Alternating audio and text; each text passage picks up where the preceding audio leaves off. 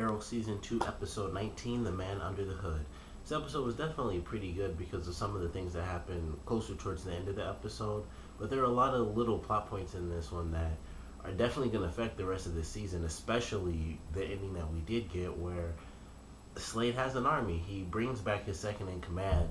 And before that happened, when she was shot, I had no idea what was going to happen. I thought, if Slade takes her place, then I'm going to lose my mind because how could this guy take her place after what he did with Thea? And she flat out said, "This is the guy who kidnapped me, and everyone knows who he is. How is it that he's possibly able to take her place?" But we find out at the end of this episode, he doesn't have to because even though she was shot and killed because she was shot right in the heart twice by Diggle, she's been brought back by the Mirakuru, and what they did to Roy worked on her and every single person that they used it on. So all of them have been injected almost in a sense with Roy's DNA because whatever is within his body, just like with Slade, it allowed him to survive the Mirakuru. So they used that on everybody else, and now he has his army, and they're all decked out. They look just like SWAT, so there's nothing really special. Maybe one of them will end up being a special character in one of the future episodes where they really do cause a problem and they actually survive throughout this season and they actually come back as a recurring villain or something to sort of succeed Slade if he ends up getting killed off in this season. But they put a lot of plot points in. One of the biggest ones was actually in the past sequence where they talk about the fact that there's actually a cure for the Mirakuru and they're working on it now, and Felicity takes it to the people who were working with, or not working with, but looking over Flash, because I can't think of his name right now, Barry. And initially I thought she did that because she was going to use that on Barry to wake him up, but then I realized, no, she's using that to help them synthesize the cure, and that's how they're going to defeat Slade, is by curing him and turning him human, and possibly killing him after that, because even as a human, this guy is a very deadly character, so he's just made stronger by the fact that he has super strength.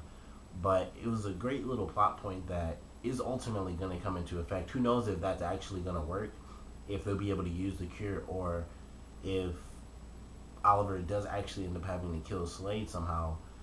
It'll be interesting to see which one they ultimately decide to go with. I'd love to see Oliver actually have to kill Slade, just because it would make it a lot more intense. But it would still be really good if he doesn't kill Slade, because that actually would allow him to live. And then he would be a part of the Suicide Squad, where he is just normal Slade Wilson, where he's just this over-the-top, insanely murderous character who's way better than everybody else.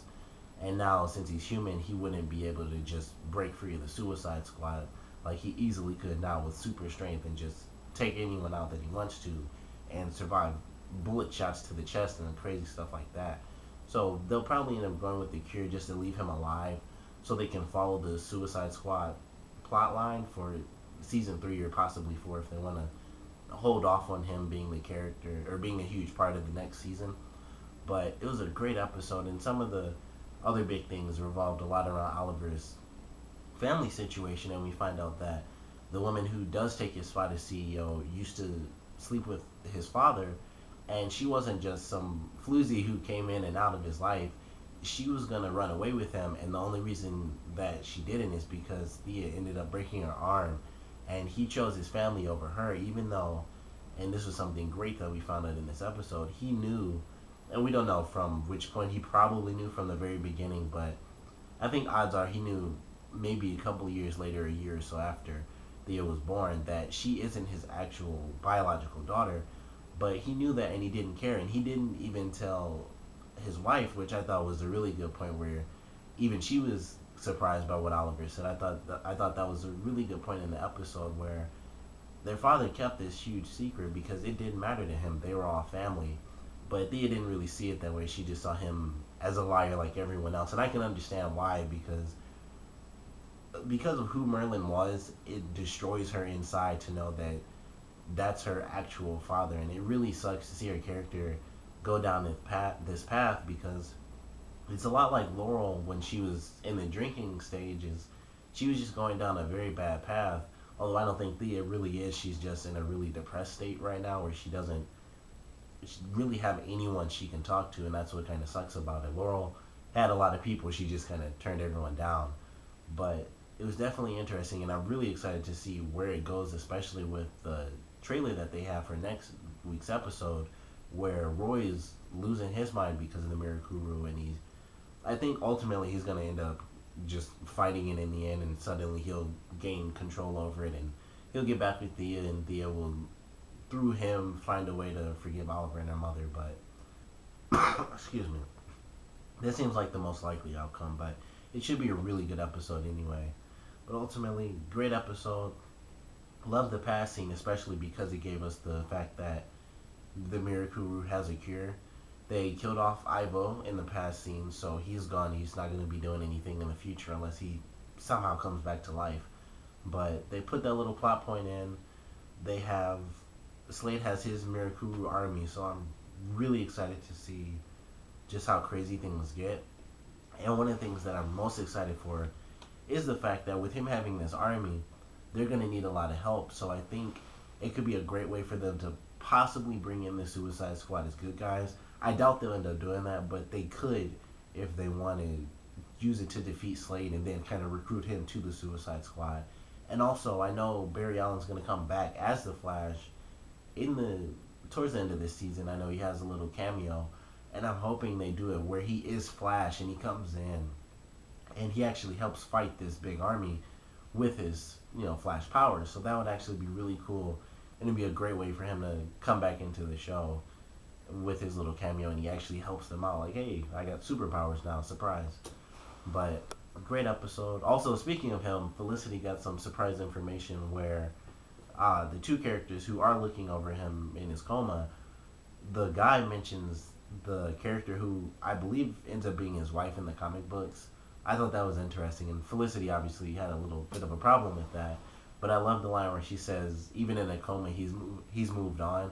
I thought that was really funny, but things are definitely picking up. Of course, this entire season, just ever since Slade's been introduced in the modern time, it's just been ramping up like crazy, and I cannot wait for the rest of the season to play out. And I'm really excited that next week does focus on Roy, because I feel like him having his powers, even though there have been actually I believe 1 or 2 episodes solely based on him, or at least they had a huge focus. Like one of the stories, excuse me, one of the stories actually was about him controlling his powers. I hope this is the last one, because as much as I like seeing him fight through the Mirakuru struggle that he's going through, like Slade did, it kind of gets annoying seeing him fail at it a lot, because I want to just see him succeed, and then we get to see him just team up with Oliver a lot. And I think that's the main thing. I just want to see him be a part of the team every episode, where he gets to go out with them and he never loses control over his powers. And I hope next week's episode is the episode where we finally get to see him control his power, and then after that, the rest of the season and the series, he's ultimately just going to be super strong and everything's going to be fine. And actually, now that I'm saying it out loud, they might end up using the cure on him because he can't control it. So if that does end up being the case, then next week he won't be able to control his power, or he will, and then at some point he'll lose control again, and they'll have to use the cure on him too. But we'll have to see how things play out. And now that I've thought that out in my head, they'll probably end up doing that, because just like with Slade, allowing him to go to the Suicide Squad as a human character where he's not insanely different, even though he wouldn't be insanely different from the comics, he would be almost immortal. It would allow him to be human in the Suicide Squad. The same thing would happen with Roy, with him becoming Speedy or Red Arrow, whichever one they end up actually making him in the show, where he'd be human and he wouldn't have this insane advantage that he doesn't actually have in the comic book. So we'll have to wait and see. But now that I've, like I said it out, I think they might end up using the cure on both of those characters, so that they can sort of end this Mirakuru storyline and sort of lean back towards the original comic storylines for both the characters, putting them into their separate zones for future seasons. But definitely a great episode. Can't wait to see how this crazy war happens. Who knows what Slade's planning, if he's going to do all-out war, if it's going to be more little sabotage here and there. But either way, it's going to be an amazing season. So comment below, let me know what you guys thought of this episode. Favorite parts, least favorite parts. And how do you guys think this war is going to take place? Do you guys think they're going to bring in other characters to help fight Slade? Or do you guys think something else crazy is going to happen? And before I forget, I left out a huge chunk of this episode. Laurel, knowing who Oliver is, was a big part of this episode. She did figure out that her sister was actually Black Canary. She didn't mention it, which really surprised me in this episode, so I don't know if we're going to get that in future episodes where she admits that she knows who they are.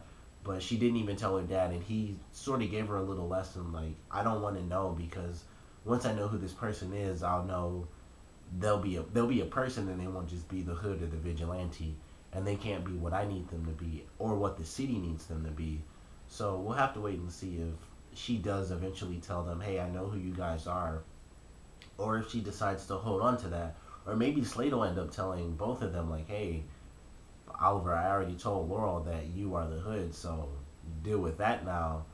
But we'll have to, once again, we'll just have to wait and see how things progress, because she might say it when, who knows, one of them might be in real danger. She might say, hey, I know this, so don't hold back on whatever it is you're doing. Just go full force because I already know. But we'll have to wait and see. But like I said, comment below, let me know what you guys think about this whole Mirakuru war happening in the rest of this season. And thanks for watching.